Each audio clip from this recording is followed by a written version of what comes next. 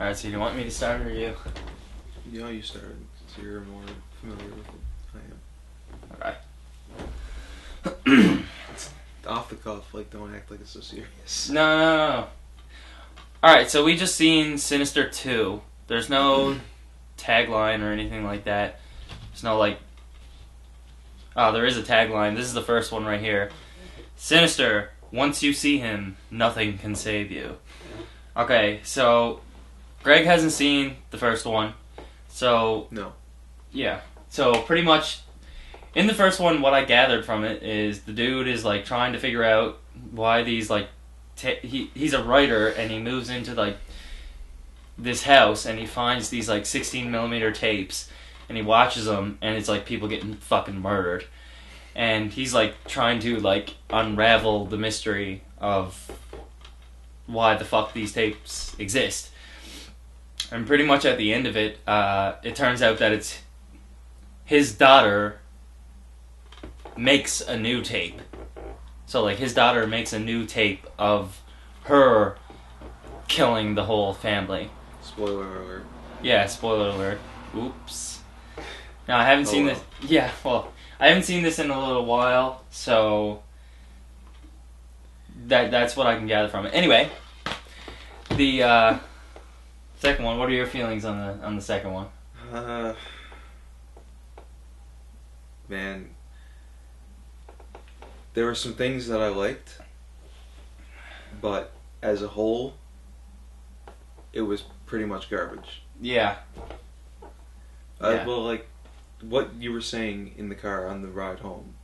About how horror has become, instead of being, like, suspense-driven, building an atmosphere before finally having a payoff, now it's just all special effects and gore and torture. Yeah. Right? I mean, do you have anything else to say about that, or was that the gist of it? Yeah, well, it's all, like, it's, like, torture porn, just as much, like, people getting their arms cut off, any appendage, really, getting sliced off of them, and just really loud noises. But before we continue with the actual Sinister 2, it's like, the person gets their arm cut off, that's the torture porn part, but then you get the stupid, it's like the soundtrack sounds like many legs trickling over a surface. And I know that It Follows did that as well. I really do like that movie, but... It's probably one of your favorite modern films, isn't it? Yeah. Favorite, not really modern, but, like, favorite films of this year. Yeah. The past 10 years, actually. Okay. But they do, like... What the fuck is that? Anyway, they do this thing where it sounds like many legs. And it'll build and build and build, and then it'll go silent for a while. And you can always tell when a big fucking hit of the soundtrack is coming. And all I was saying on the ride back is that's not horror. That's the people in front of me actually watching Sinister 2. They were about 18 years old. And, like, the part would come up and they'd go, jump, like that. That's not horror. They're gonna go home. Of course, then they laughed at it, though. Yeah. They were laughing at it just as much as we were. And the people behind us as well. Yeah. They were also laughing at it. People sitting right behind us, too, yeah. But, anyway, all I was saying was, that's not horror. It goes quiet and scares the fucking shit out of you because it's a loud goddamn noise and you're watching a screen that's fucking 50 feet wide.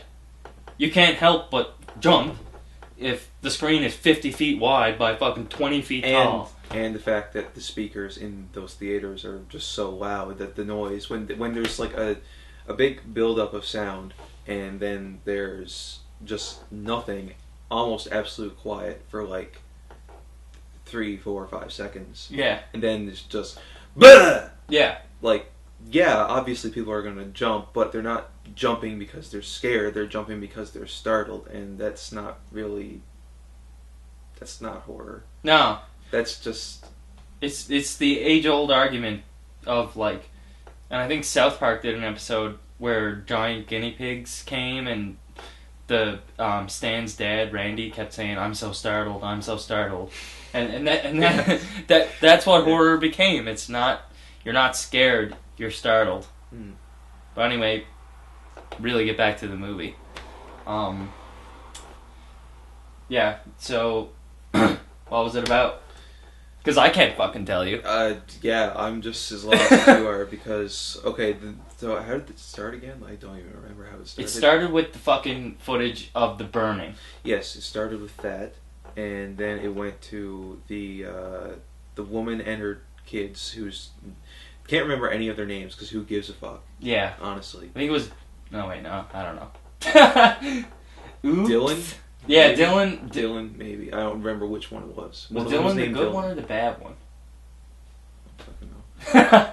Okay. But, so the woman's in the shopping mall or the grocery store with her two kids, and oh yeah, so they're in the grocery store, and this dude follows them with a cell phone and just like takes a picture real quick. Yeah. And then she notices it, and she starts to run away, and she's screaming. She tells her kids, "So what do I tell? Wait. So she tells the kids, "What do I tell you when, or what do we do when I say rutabaga?" Rutabaga. The kids are both just like, "Run."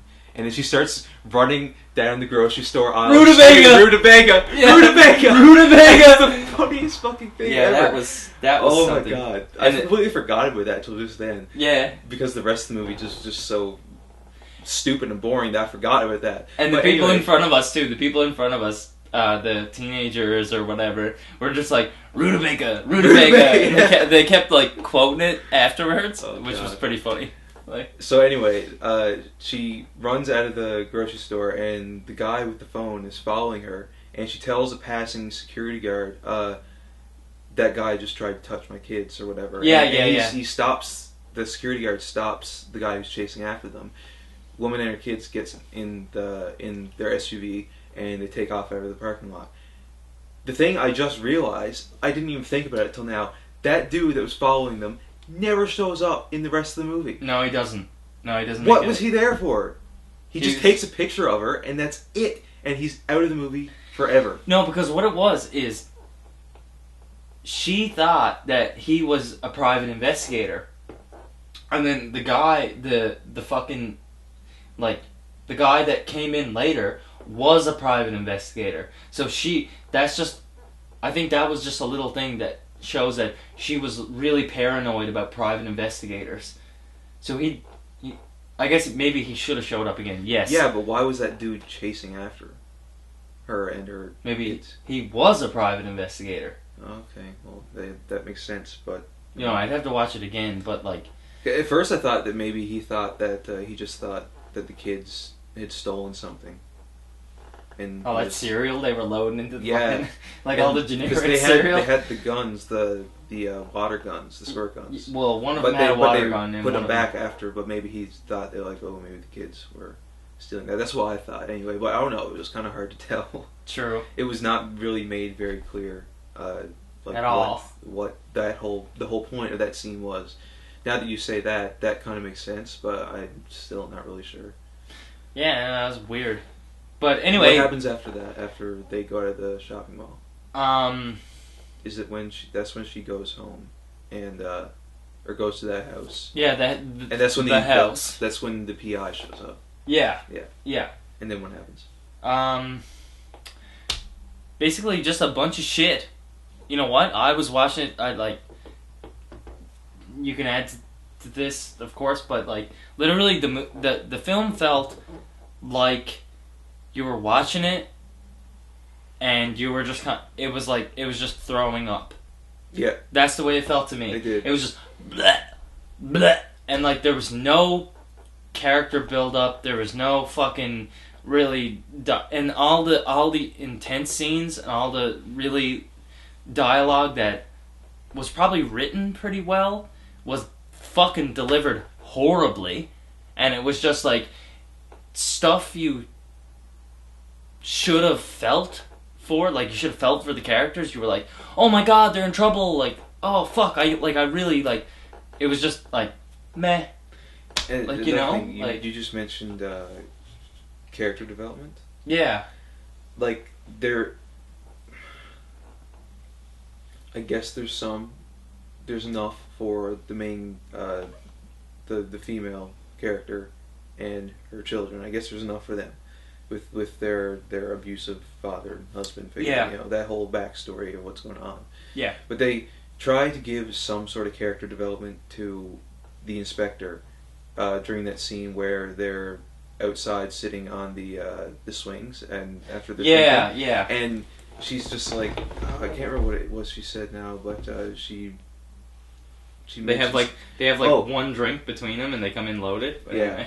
Well, he says, which kid did the father beat? And and he asks, was it this kid? I can't remember their names, but he asks, it was this kid. Yeah. She says, yes, it was him. How did you know? And then he says, because he reminds me of me.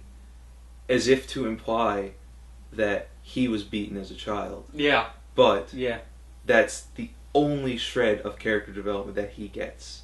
Yeah. And you said that it's not the same guy from the first movie? No, it's not. So there's this big backstory about how he got like arrested and stuff for doing this thing. He was somehow involved in the case from the first movie. It's not really explained. I'm pretty sure. All. I mean, I'd have to watch it again. I haven't seen the first movie in a while, but I'm pretty fucking sure that he's not in the first one. Hmm.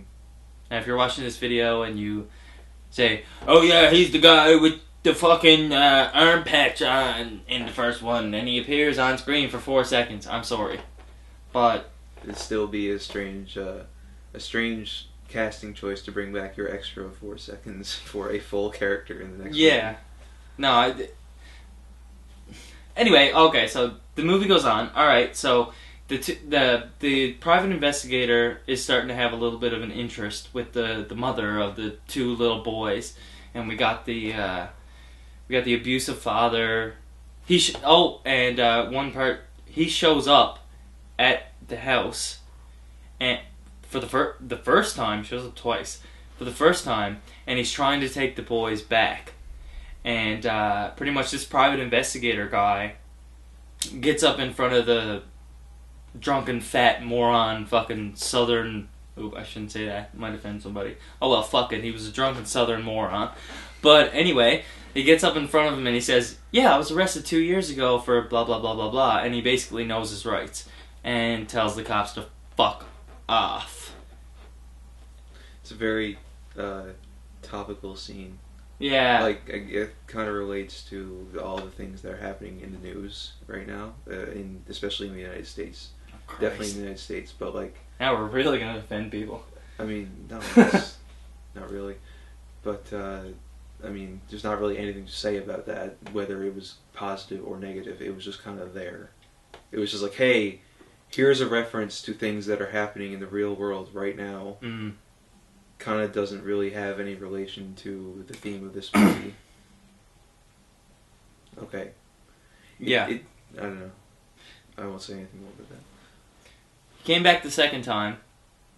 The fucking abusive father came back the second time, and this time, the guy in the first time, the guy made a point like, you need a sheriff here to take the kids. You need a sheriff's warrant or whatever. The second time he came back, he had the sheriff's warrant, and the sheriff was there as well. So, I forget if he got the kids, because at this point I was actually like probably staring at my shoes. Probably more entertaining, but that's just me. I don't know, I don't want to... What happened after that? I don't even fucking know. After what? After, the entire movie revolves around, like, okay, the main kid character, I'm just going to call him Dylan, because I don't remember if that was his name or if that was the name of the other guy, but that's the only name I can remember. It was Dylan and someone else. So I'm just going to call him Dylan. The dude, he keeps going down the basement because these ghost children making him watch these movies of them killing people, right? Yeah. And killing their families. Basically, they, like all the ghost children, they all had a family that they killed, and they recorded the murder on tape. Yeah. And they've kept all these films in a chest locked in the basement of this house. Which was the big reveal of the first movie. Okay. That was a huge reveal, is that the kid was doing it. Okay. That was the big reveal in the first Sinister. Yeah. Yeah. So anyway, it keeps happening where the kid goes down with the ghosts, and he watches all these films, and then there'll be another scene, and then he'll go back down and watch another film, and then there'll be another scene, then he'll go back down to the basement again and watch another movie, and it just keeps happening like that, back and forth, back and forth, back and forth. Yeah. With like a few jump scares littered throughout. Sprinkled in there, yes. Yeah. Sprinkled in. Gotta have those. But every time he goes down there, he's just like, I don't want to watch anymore. I don't want to watch anymore. And then he just goes back down again, like 10 minutes later, to watch another one. And, I don't know, it just kept, like you said earlier, it just kind of vomited itself at you. Yeah. Right? It didn't unfold. No. It was... Yeah. Right? No storytelling. It had something going for it, but... Actually, before you say that, I will say that the scenes, the actual films that were shot on like these old cameras, I don't know if they were actually shot on the old cameras or if they were just like... Looks like it was like 16 mil. Yeah, I didn't know if they were actually shot or if they were like edited to look like that afterwards. If they were actually shot like that, I mean, Hope so. Yeah. But anyway, those scenes actually look really good. Yeah. They look like appropriate for the crocodile? The atmosphere. Or alligator. Yeah, like, and some of them, like, I mean, even though they are essentially torture porn, really, it's not really torture because they're getting killed. But that's the perfect amount of pepper. Yeah. I find. Yeah. That little bit of 16mm footage, if they left that, just that, and if it happened only within the 16mm, like, and it happened, like, twice within the movie, and it just showed that, like, insane death sequence, you'd be like, holy fuck. Like, you know, and the rest was, like, well-written dialogue, you know, good character development and everything, good storyline, everything like that. Sure. Fuck yeah. Torture porn. Wicked. But then, like, when the entire movie is nothing but that. Yeah. Which happens a lot nowadays. But the movie wasn't all... No, it wasn't. I'm not saying that. I'm just saying that it does happen a lot today. Yeah. A lot of times. Sa! But anyway, those scenes were... I mean, what was happening in the footage is irrelevant. I don't think it's irrelevant. No, I mean, it looks beautiful. Yeah. That, like, and they have the sound of the 16mm camera and everything. Like, I mean, it looks beautiful. Yeah. And then, like, especially, I just wish that, I wish they didn't have the jump scare sound when the crocodile comes up and, like, bites the fucking head off the dude. Instead of, like, it should just be silence with the sound of the camera. I will give them credit for that one particular scene, because that was pretty creative. They have the 4 family members hanging upside down from, like, I don't know, a branch or something, or like some kind of pole, and it's clearly over a swamp. Yeah. And this alligator keeps jumping up out of the water and biting their heads off and just hauling them down back into the water, and it was really gruesome. And it was pretty creative. I've never seen anything like similar to that in a movie. It was disgusting. Yeah. Definitely. And the electrocution scene was like where the bodies are shaking. Like the one in the middle, like the mother. Yeah, that one especially. Yeah. That was her acting was. That was brutal. Yeah. What was the other one after that? Did they show the one that happened in the church after that, or was there another one? I keep getting mixed up with the first one. See, because the first one has the same thing with the 16mm footage and like the fucked up deaths. Yeah. Except, I don't know. I forget. You know what? I forget. I'm sorry. So, the entire premise of the movie is that this kid who keeps going down into the basement to watch these movies with the ghosts, he's being, like, prepped to be the next one of them. Like, programmed. Yeah. To, like, make the next film. And they keep saying film. Yeah. This film. They keep making him watch these movies, so that he can, like, replicate. I don't remember actually what the reason was. Did they have to watch all the? Did he have to watch all the movies so that the not Slender Man could Slender Man version 2.0.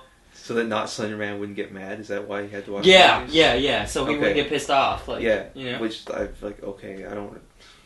Whatever. Why don't you just like fucking beat the shit out of him and be like, buddy. But anyway, he's supposed to be... off. Yeah. He's supposed to be the next one of them, right? And he's watching these movies, and at the end of it, he's supposed to go and kill his whole family and film it, and then he will become another ghost like them. Yeah. I think. And, I think so too. But at one point during the movie, his brother, who also has the ability to see these ghosts, because their mom... I see them too. Their mom and the inspector can't see them. No. But the kids can, just like... Remember outside the back door? I see them too, you know. Yeah. Remember? Yeah, actually, I did like that. I thought that was kind of I don't know, it was like... I don't know how to word it, but I wasn't expecting that to happen. And just the way he says it so nonchalantly. He was just like, I can see them too, you know. Yeah, and the dude's really... just kind of like, what? Really? Like you've never brought this up before? Yeah. Yeah, we are brothers, and you probably talk about shit like this. You know, seeing ghosts and shit. Yeah. But, shit, what happens after that? So yeah, the other brother who's jealous because the other guy is going to become the next ghost kid or whatever, and the ghost, the leader of the ghost, the creepy goth dude. I'll call him Isaac because he looks like Isaac from fucking Children of the Corn. Okay. Yeah. He looks like he was.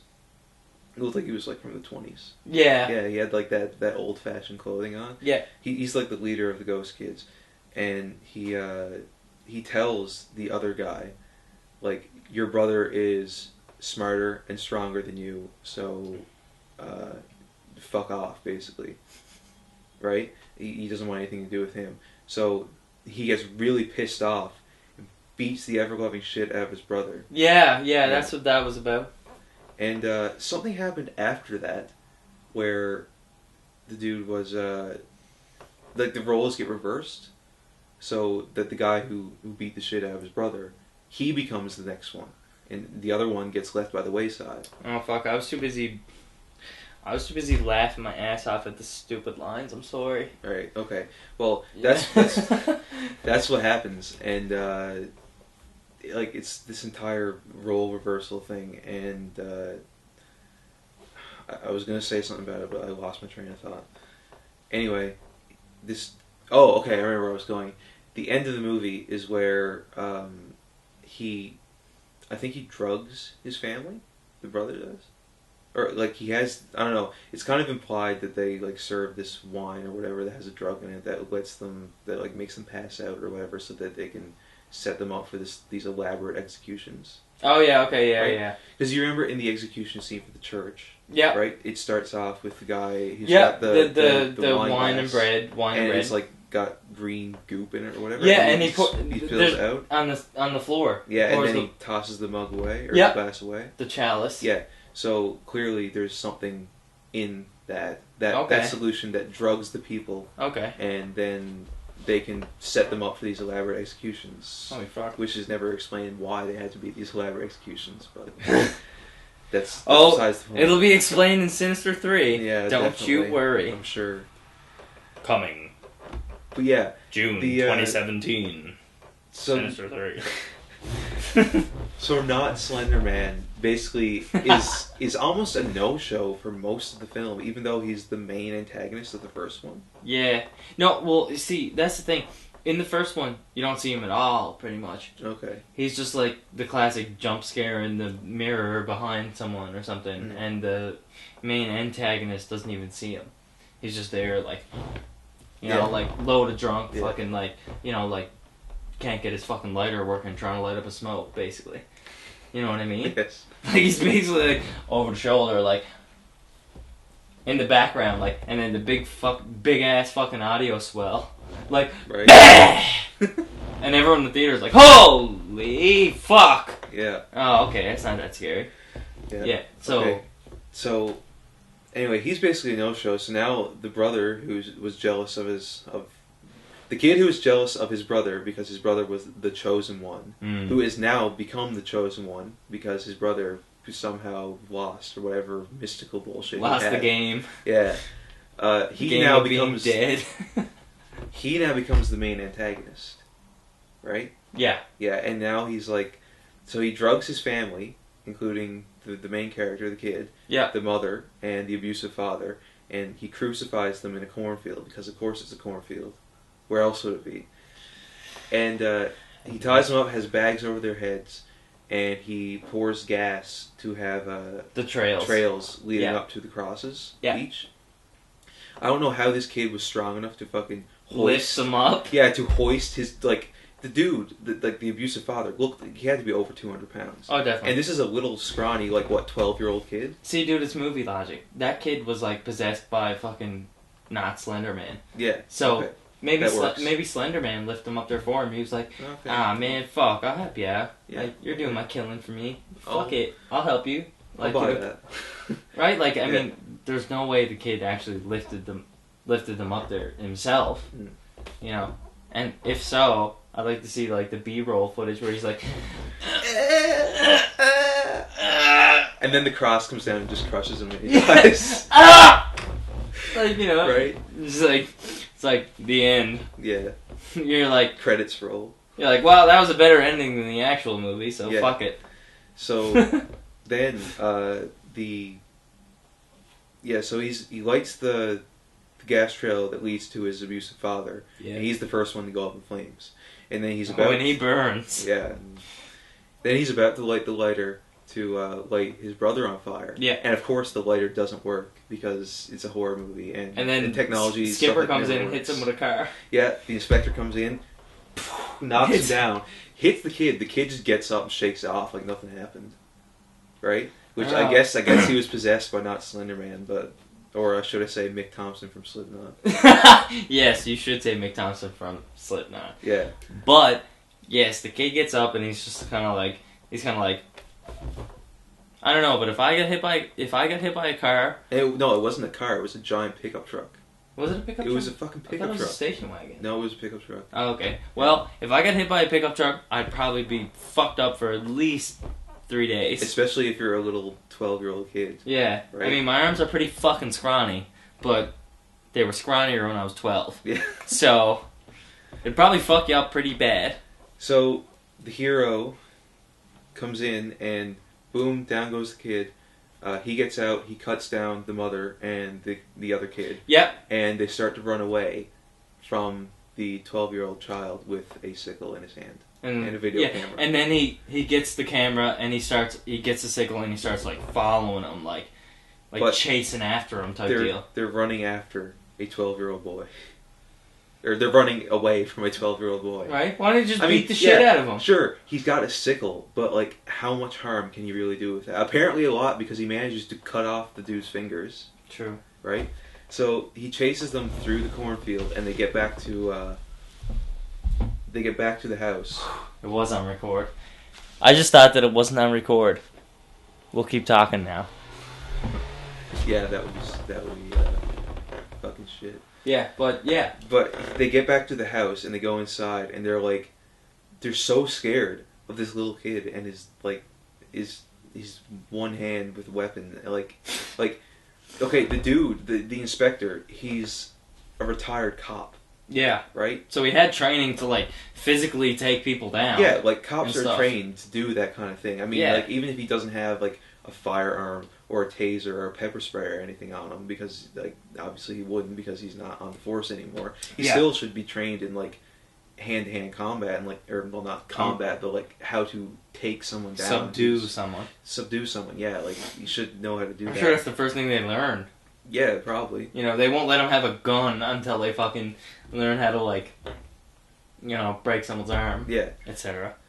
Yeah, so they're in the house now, and they're running away from this guy, and all the ghost children come out. And I actually will admit that I liked this scene somewhat, because I kind of like the idea of a bunch of ghost kids running around killing people. I don't know why. I don't know why, but that idea just, like, I feel like that could be a good premise